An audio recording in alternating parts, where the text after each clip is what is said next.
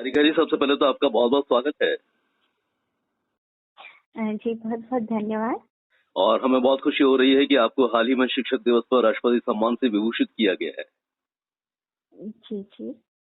ये सम्मान आपके लिए कितना महत्वपूर्ण है, कितना अमूल्य है? संजी जी, इस सम्मान से मुझे बहुत खुशी हुई है और मैं अपने आप को काफी गौरवान्वित महसूस कर रही हूँ कि मुझे इतना राष्ट्रपति जी से अवार्ड मिला। मुझे बहुत अच्छा लग रहा है और ये जो अवार्ड मिला है मेरी माता पिता की प्रेरणा से मिला है। और क्योंकि मैं बचपन से देख रही थी कि मेरे माता पिता जी इतनी मेहनत करके और हम सब भाई बहनों का पालन पोषण कर रहे हैं, हमें इतनी अच्छी शिक्षा दी, तो उनके ही मार्गदर्शन में चलते हुए हमने कुछ ऐसे कार्य किए जिसकी वजह से आज हमको राष्ट्रपति जी से सम्मान मिला है। तो ये अवार्ड मैं उनको समर्पित करती हूँ, मेरे स्वर्गीय माता पिता जी को। जी जी, हम आपकी खुशी को महसूस कर सकते हैं और आपके मन की भावनाओं को समझ सकते हैं सारिका जी। और हम चाहते हैं कि आप थोड़ा उन पलों को भी हमसे साझा करें जब आप मंच पर पहुंची अपना सम्मान प्राप्त करने के लिए और राष्ट्रपति श्रीमती द्रौपदी मुर्मू से आप रूबरू हुई। वो अपने आपके लिए कितने महत्वपूर्ण क्षण थे, कितनी खुशी के पल थे? अवार्ड जब मिल रहा था मुझे बहुत ज्यादा खुशी हो रही थी और मुझे ये महसूस हो रहा था कि जब हम विद्यालय में जब बच्चों के बीच में जब हम राष्ट्रपति जी के बारे में बताते हैं तो हमें वो चीज उनको उनका फोटो दिखाते हैं तो वो चीज बड़ी दूर लगती है, लेकिन जब करीब से जब उन्होंने सम्मानित किया तो बहुत ज्यादा खुशी हुई। क्योंकि बच्चों को बीच में बताते हैं प्रधानमंत्री जी राष्ट्रपति जी के बारे में, लेकिन जब फेस टू फेस मिलते हैं और उनसे सम्मानित होते हैं तो वो खुशी बहुत मतलब 4 गुना हो जाती है हमारी। और बच्चों के बीच में विज्ञान संचार का काम करते हुए और अपने विद्यालय में भी पाठ्यक्रम को गीतों में ढालकर वीडियोस के माध्यम से, प्रैक्टिकल के माध्यम से जो बच्चों में जागरूकता की और जो बच्चों में अध्ययन कराए, तो ये सारी चीजों के कारण ही मुझे आज राष्ट्रपति जी से सम्मानित होने का अवसर मिला है। और ये राष्ट्रपति जी के कर कमलों से आप सम्मानित हुई, विभूषित हुई और आपने पूरे मध्य प्रदेश का गौरव बढ़ाया है। हम लोगों को भी एक नई ऊर्जा दी है, शिक्षा जगत में भी एक नई ऊर्जा दी है। आपकी जब मुलाकात माननीय प्रधानमंत्री श्री नरेंद्र मोदी जी से हुई और बहुत सारे शिक्षकों के साथ आप भी मौजूद थी, तो उसमें आपने क्या महसूस किया कि माननीय श्री मोदी का संकेत क्या है और वे किस प्रकार से आने वाले कल का एक बेहतर और सुनहरा कल देख रहे हैं? माननीय प्रधानमंत्री जी ने जब सारे अवार्डी टीचर्स से बात की तो उन्होंने भी टीचर्स में एक नई ऊर्जा प्रभावित कर दी अपनी बातों के दौरान।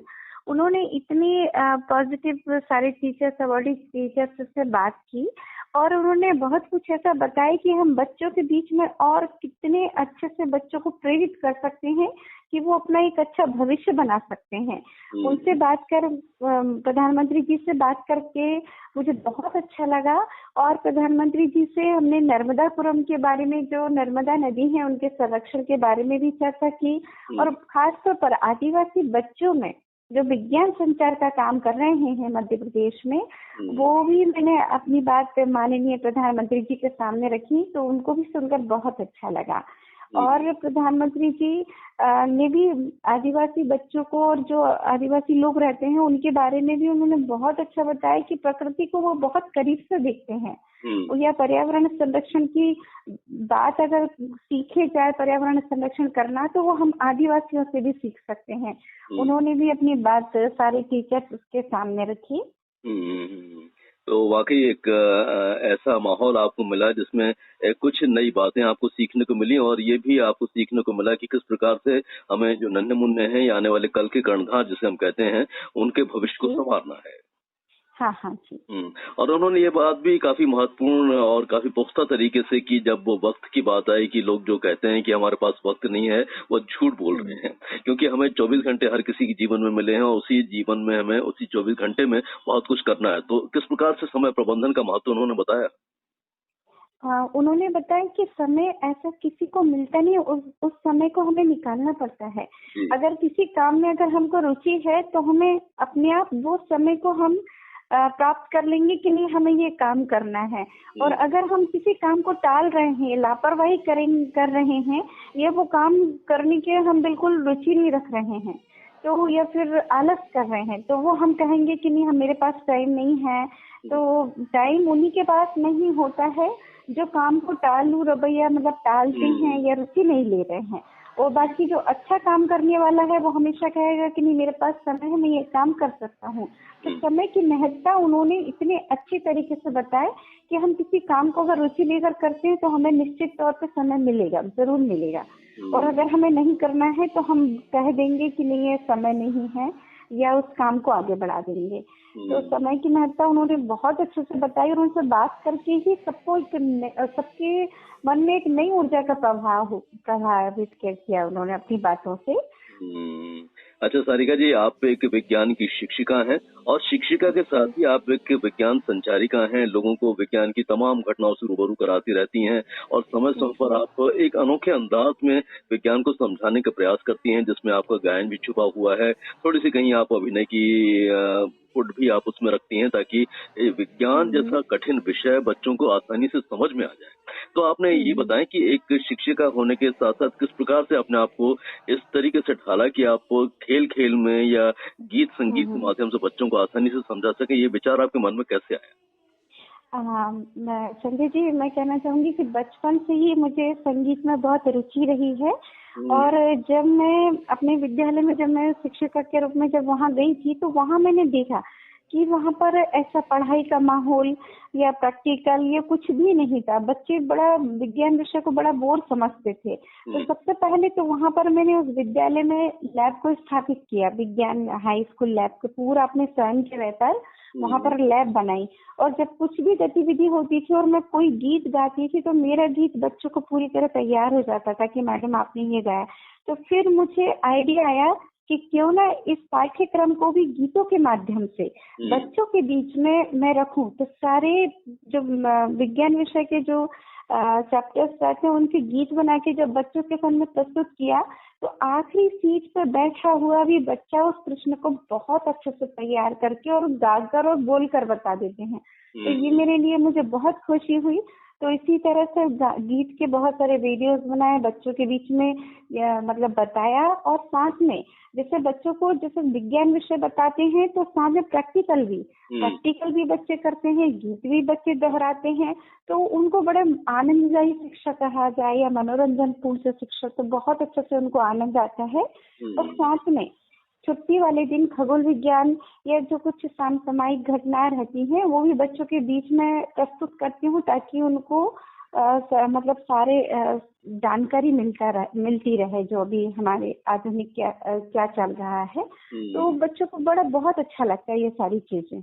और इस समय तो विज्ञान का महत्व सारिका जी बहुत ज्यादा बढ़ गया है, क्योंकि लगातार हम अंतरिक्ष पर सैर कर रहे हैं, नए नए उपग्रह छोड़े जा रहे हैं। चंद्रयान की बात करें या फिर हम जो अभी सूर्य, हाँ बिल्कुल बिल्कुल, सूर्य का अध्ययन करने के लिए जो हमारे में सैटेलाइट लॉन्च हुआ है। तो इस तरह की तमाम घटनाएं होती रहती हैं। और आपको कई बार मैंने देखा है कि आप उस तरीके से मॉडल का भी सहारा लेकर बच्चों को समझाती हैं। तो ये भी आपका एक अलग रूप है। तो ये विचार आपके मन में कैसे आया? मैं भी विज्ञान की छात्रा रही हूँ और मॉडल वगैरह बचपन से ही बनाकर राष्ट्रीय स्तर पर मैं अपने स्कूल टाइम में सम्मानित हो चुकी हूँ नेशनल लेवल पर। तो मॉडल तो बनाती ही हूँ। और जब इस तरह की कुछ खगोलीय घटनाएं होती हैं या कुछ जैसे भी हम चंद्रयान की बात करें या आदित्य एल की बात करें, भी जो सूर्य वाली जो मतलब हमने रॉकेट पहुंचाया था, तो उसमें ये सारी चीजें जब मॉडल के माध्यम से, मॉडल प्लस वर्किंग मॉडल के माध्यम से जब बच्चों को बताते हैं सारी चीजें गीतों के माध्यम से, तो उनको उस विषय के बारे में जानकारी रखने के लिए और रुचि बढ़ती है कि नहीं हमें इसके आगे और क्या होगा। तो सारे बच्चे बहुत रुचि लेते हैं और बहुत अच्छे से उनको पूरा नॉलेज हो जाता है। वो न केवल खुद बल्कि अपने घर पर भी बताती है सारी चीजें। और वो सारी चीजों को बताने के साथ साथ किस समय कब लॉन्च होगा, तो ये सारी घटनाएं वो अपने परिवार के साथ देखते हैं। तो ये हमारे लिए बहुत अच्छी बात हो जाती है कि अगर हम कोई चीज बच्चों को बताते हैं तो वो अपने पूरे गांव में या अपने क्षेत्र में उस चीज का संचार बच्चे बहुत अच्छे से करते हैं। तो चंद्रयान 3 की बात करें, आदित्य L1 की बात करें, तो इसके बारे में आपने जो जानकारी बच्चों तक पहुंचाई है, कितना उन्होंने आत्मसात किया है और कितना वो इस घटना को समझ पाए? हाँ जी, जब इस तरह की जो घटनाएं हुई थी तो 1 महीने पहले से जागरूकता शुरू कर देते हैं कि इस डेट में ये घटना होने वाली है। तो वो न केवल अपने विद्यालय में सोशल मीडिया के माध्यम से मध्य प्रदेश के अलग अलग जिले में भी जाकर हम मॉडल के माध्यम से, वर्किंग मॉडल के माध्यम से भी ये सारी जानकारी देते रहते हैं। तो लगभग ज्यादा से ज्यादा बच्चे और शाम के टाइम जो मजदूर वर्ग रहता है उनको भी हम इस तरह की जानकारी देते हैं, क्योंकि ये हमारे लिए बहुत बड़ी बात है कि हमारे देश इतना विज्ञान के क्षेत्र में उन्नति कर रहा है। तो हर वर्ग को रुचि लेना चाहिए, हर वर्ग को पता होना चाहिए। तो ये सारी घटनाक्रम जो होता है उनको ज्यादा से ज्यादा तक लोगों को पहुंचाने का काम करते हैं। हाँ, सारिका जी, मध्य प्रदेश विज्ञान एवं प्रौद्योगिकी परिषद हो या और विज्ञान प्रसार जैसी अनेक संस्थाएं भी काम कर रही हैं विज्ञान को प्रमोट करने के लिए। आपको क्या लगता है कि अभी इस दिशा में और कितना प्रयत्न किया जाना चाहिए? क्योंकि बहुत सारे विद्यार्थी ऐसे भी हैं जो अभी विज्ञान को बहुत ही कठिन विषय समझते हैं और वो उससे थोड़ा विमुख होते रहते हैं। तो किस प्रकार से आसान बनाया जाए ताकि लोग इस विषय को बहुत ही सरलता से आत्मसात करें? जी जी, इस विषय को आनंददायी बनाने के लिए, रुचिपूर्ण बनाने के लिए सबसे अच्छा तो ये तरीका है कि हम बच्चों के बीच में उस तरह से प्रैक्टिकल कराएं, उन मॉडल को प्रस्तुत करें। साथ में बच्चों को मतलब मीन्स गीतों के माध्यम से बताएं, पोस्टर्स के माध्यम से बताएं। और ये सारे जब हम उपकरण बच्चों के बीच में बताएंगे और उसी दौरान उनको खेल खेल में भी विज्ञान पढ़ाएं, तो मुझे नहीं लगता कि कोई भी बच्चा बोर होगा, क्योंकि हर बच्चे में बहुत अच्छे गुण होते हैं। कोई पेंटिंग अच्छी करता है, तो कोई गीत बहुत अच्छा गाता है, तो कोई खेल अच्छा खेलता है। तो सारी विधाएं जब बच्चों के बीच में हम रखेंगे तो कोई ना कोई बच्चे इन विधाओं का उपयोग करते हुए और उस विज्ञान विषय को समझते हुए रुचि लेगा और अच्छे से पढ़ाई करेंगे।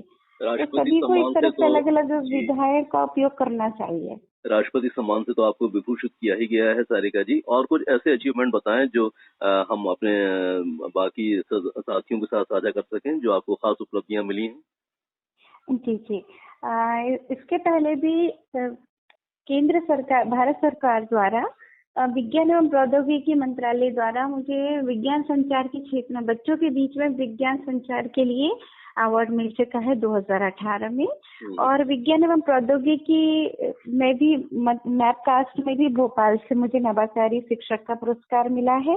और अपने यहाँ राज्य शिक्षा केंद्र से भी नवाचारी शिक्षक का मिल चुका है, राज्यपाल अवार्ड एजुकेशन में भी मिल चुका है। और इस तरह से राज्यपाल अवार्ड और नेशनल अवार्ड मतलब पहले भी मिल चुके हैं। और ये अवार्ड मेरे लिए बहुत खास था जो अभी मिला है। जी। तो चलिए, ऐसी लगातार आपको उपलब्धियां हासिल होती रहें। एक शिक्षक होने के नाते आप क्या आह्वान करना चाहती हैं अपने जैसे बाकी शिक्षकों से और विद्यार्थियों से, ताकि हम आने वाले समय में शिक्षा जगत को और भी समृद्ध कर सकें, खासतौर से विज्ञान जगत को, और जो हमारी राष्ट्रीय शिक्षा नीति जो आई है उसे भी बेहतर तरीके से लागू कर सकें और उसका भी लाभ ले सकें? बच्चों के लिए तो सबसे अच्छा संदेश मैं देना यही चाहूंगी कि बच्चे मेहनत करें और अपनी मेहनत पर विश्वास करें। क्योंकि जब वो बहुत अच्छे से मेहनत करेंगे, टूट कर मेहनत करेंगे कि नहीं हमको फर्स्ट क्लास आना, या हमको किसी मीन्स कोई भी काम को हम जब कर रहे हैं बहुत ईमानदारी के साथ काम करें और अपने काम पर विश्वास करें, तो वो जरूर सफल होंगे। और टीचर्स के लिए और बड़ों के लिए यही रहेगा कि अगर वो बच्चों के बीच में किसी विषय को पढ़ाते हैं तो उस विषय में वो स्वयं भी रुचि लें और बच्चों को आनंददायी शिक्षा के रूप में प्रस्तुत करेंगे, तो बच्चों को भी बहुत मजा आएगा और एक अच्छा माहौल क्रिएट होगा विद्यालय में। और इससे पहले की बातचीत को समाप्त करें सारिका जी, चूंकि आप विज्ञान को खेल खेल में और संगीत के साथ सिखाती हैं, तो जाते जाते एक छोटा सा एक गीत आपके जो सुमधुर कंठ से हम सुनना चाहते हैं, जो हमारे साथियों को भी बहुत अच्छा लगेगा, जो अभी आपने मेरे ख्याल से चंद्रयान पे भी कुछ लिखा है। हाँ हाँ जी, गीत तो बहुत सारे लिखे हैं। हाँ, एक वो पर पूछना था कि जो मैं आपको बहुत अच्छा आपको लगता है। जी जी जी, मैं आपको मोदी जी ने जो समुद्री ऊर्जा और प्रौद्योगिकी के क्षेत्र में जो नारा दिया था, मैं वो प्रस्तुत करके आपको 2 पंक्तियां मैं प्रस्तुत करती हूँ आपके जरूर समक्ष। जरूर जरूर, बहुत स्वागत जय विज्ञान जय अनुसंधान, जय विज्ञान जय अनुसंधान, जय विज्ञान नहीं है एक नारा, नंबर 1 बनेगा देश हमारा, पाएंगे भविष्य की सफलता का निदान, प्रधानमंत्री जी का नारा, जय जय जय विज्ञान, जय विज्ञान जय अनुसंधान, जय विज्ञान जय अनुसंधान। बहुत इस तरह से सुंदर, काफी गीत बहुत लिखे सुंदर। हुए हैं कोई और विज्ञान भी के। हम चाहते हैं कि एक से हमारा मन भरा नहीं है, क्योंकि आप बहुत सुरीला गा अच्छा, रही हैं, तो एक और अच्छा सा जो आपको बहुत सुंदर लगता है और पसंद भी है, बच्चों को भी बहुत पसंद आता है। जी जी जी, ऐसे तो बच्चों के बीच में प्रेरणा वाले गीत काफी रहते हैं, हाँ हाँ। और जो बच्चों को मैं विज्ञान गीतों के माध्यम से पढ़ाती हूँ, तो उसी में से एक गीत में आपको प्रस्तुत कर देती हूँ। बिल्कुल। अम्ल स्वाद में खट्टे होते, क्षार स्वाद में कड़वे होते, अम्ल स्वाद में खट्टे होते, क्षार स्वाद में कड़वे होते, अम्ल नीले लिटमस को लाल में बदल देते, क्षार लाल लिटमस को नीले में बदल देते, अम्ल पानी में H+ आयन देते हैं, क्षार पानी में OH- आयन देते, नींबू का रस अम्ल है, साबुन का घोल क्षार है। क्या बात है, क्या बात है। मतलब वो गीत का गीत हो गया और ज्ञान का ज्ञान हो गया, है ना। तो जी जी इसी जी। से विज्ञान बन गया। तो बहुत बेहतर आप काम कर रही हैं विज्ञान के क्षेत्र में सारिका जी, और ये हमारे लिए बहुत ही खुशी की बात है कि हमने आपसे बातचीत की है, और निश्चित रूप से आपकी जो उद्गार हैं, जो आपके जो विचार हैं, वो दूर दूर तक पहुंचेंगे, और ज्यादा से ज्यादा लोग उसको आत्मसात करने की कोशिश करेंगे, अपने विज्ञान जगत को बहुत समृद्ध बनाएंगे। एक बार फिर से आपको राष्ट्रपति सम्मान मिलने पर हार्दिक बधाई, बहुत बहुत शुभकामनाएं और हार्दिक धन्यवाद। बहुत बहुत धन्यवाद आपको भी।